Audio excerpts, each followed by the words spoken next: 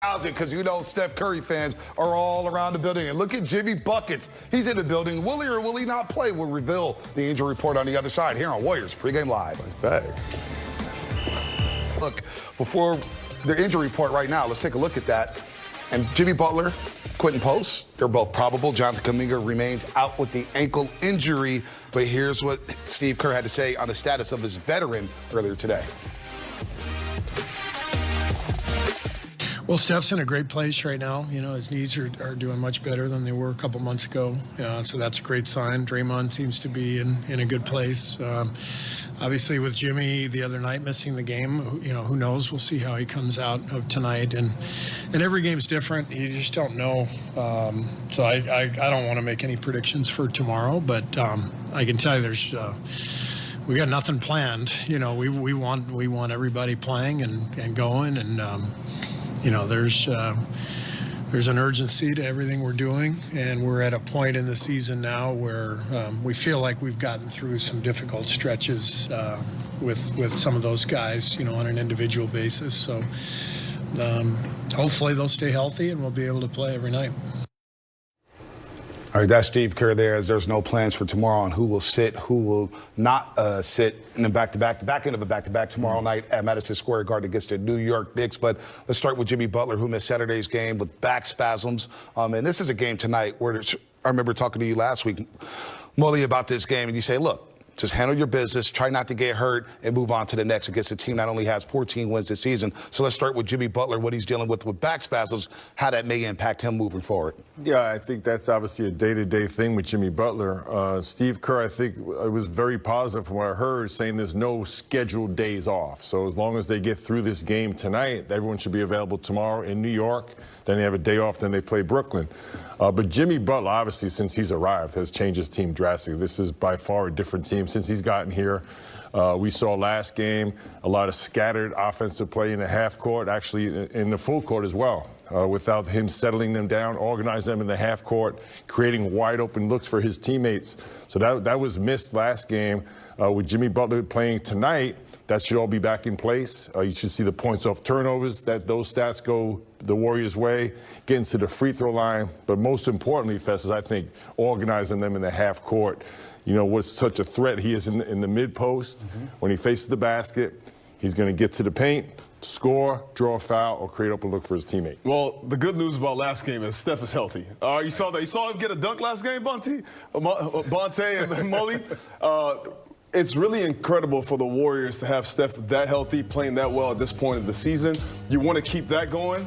Jimmy Butler right now he played the game before. He kind of looked a little hobbled. So the Warriors give him a day off. And if he's back tonight, you get that, you get to correct the non-Steph minutes. When Steph is on the floor, you saw them holding the ball, kind of looking for Steph again. It kind of reverted to the pre-Jimmy Butler era of offense for the Warriors. And that's not how the Warriors are successful. You got to move the ball. The bench has to also be aggressive. Brandon Pajemski, Moses Moody, Quentin Post, all these guys together make for a really dangerous Warriors offense. So tonight when you're going against Charlotte, you're going to go against a big man in Mark Williams. So you got to make sure you attack wisely, make sure you get to the rim, and then kick out to guys because there's going to be rim protection on the back end. And also Draymond Green's status. We've heard nothing about the back injury recently, and we've heard nothing about the calf injury. Had a rough first half against Philadelphia, but in the second half picked it up with 13 points there. Obviously missed some layups. They would like to get back, but Draymond Green not being on the injury report also is good news for the Warriors moving forward. Absolutely. I think for the Warriors in general, right now, it's really about their depth and playing that well as they are. It's about getting chemistry, getting Jimmy Butler in the lineup. If he's in or out of the lineup, it throws the rotation off. You saw last game the non-Steph Curry minutes. The team really suffered in those minutes. So having Jimmy Butler, it settles the team down. They have some swagger. Draymond Green is playing a huge factor because offensively, defensively, him with Jimmy Butler, they've been a really amazing duo for the Warriors. You're going against a big Charlotte Hornets team tonight, so you need both those guys playing in the paint and really dominating there. But for the Warriors to work, they got to go inside to out. That's Draymond and Jimmy Butler on the inside. Really, Jimmy Butler scoring on the inside, Draymond on the defensive end on the inside, and Steph Curry on the outside. Yeah, from Steve Kerr's comments, sounds like everybody's healthy, and now it's about how you get through these games on a daily basis. In a game like tonight, this is a game dangerous only if you turn the ball over, live ball turnovers, and there's a big discrepancy in the free throw line. those are two things since Jimmy Butler has arrived, the Warriors have dominated. They dominated those stats. Well, let's check out the splits here with Jimmy Butler and without Jimmy Butler. Of course, the Warriors are 72 now, but Jimmy didn't play last Saturday. You see last game, minus 19 in the non-Steph Curry minutes that flipped the game late in the first quarter when the Warriors were leading 30-24. They scored 7 points during a 7-minute and 21-second stretch without Steph Curry Saturday against the Philadelphia 76ers. The previous 8 games, a plus 31 in the non-Steph Curry minutes, and that's largely due to Jimmy Butler being in that lineup. But without him Saturday night, the Warriors struggled. Quentin Grimes went crazy for career-high 44 points. So put in attack defense, that suffered as well. As we connect, courtesy of Comcast Business, every connection counts with the great KB, Karen Burke, and of course our Warriors insider here at NBC Sports Bay Area, the Hall of Famer, Monty! That's right, Monty Poole in the building here in KB. I know Monty Poole wrote an article the other day about Jimmy Butler, the impact he's had, and we saw why the Warriors traded for Jimmy Butler. It was on full display Saturday night in Philadelphia. Well, those numbers are staggering, too. There's no doubt that Jimmy Butler has made a huge impact on this team, potentially turning the season around. And last night was the first night, or the previous game, rather, was the first time he appeared on the injury report. And just to look at it, the last time Jimmy Butler played 65 games in a regular season was that 2018-2019 season. So think the last time Steph Curry dunked. Okay, Jimmy Butler made the Warriors so much better, but he didn't make them any younger. That's interesting. So Monty, knowing how much of a role Jimmy Butler has played in some of the Warriors' W's, how much does wins going forward rely on Jimmy? Yeah, a lot. You know, I know when the Warriors brought in Jimmy Butler and they extended him $121 million for 2 years, 35 years old. He's missed an average of 22 games the last 4 seasons. You're like, why are they giving him this money? Because he's becoming more injury prone. But then you saw the game the other night, you go, okay, now I kind of get it, you know. They were plus 12 without Steph Curry on the floor, minus 19 without him. That had been corrected with a healthy Jimmy.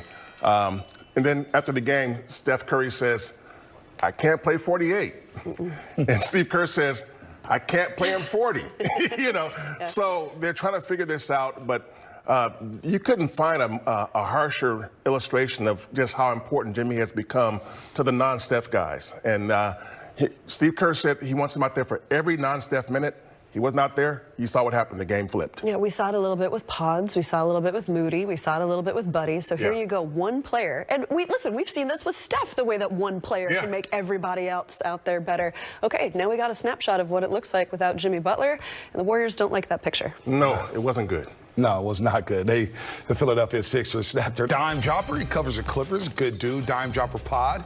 Happy Wilt 100th anniversary. Fun fact, there's not one full game of Wilt Chamberlain's career with the Philadelphia or San Francisco Warriors available.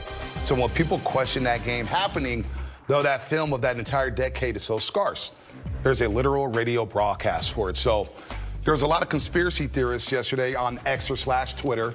I like to call them the Twidiots. Let me get my conspiracy cap on so I can block all you Twidiots and mind readers in the electromagnetic fields. I just found out what that was yesterday, man. See, you learn something new every day, Mr. Vanderbilt. So did it or did it not exist? Wilt Chamberlain's 100-point game. Are you with the Twidiots right now? Yo, Bonte, this is the show me era.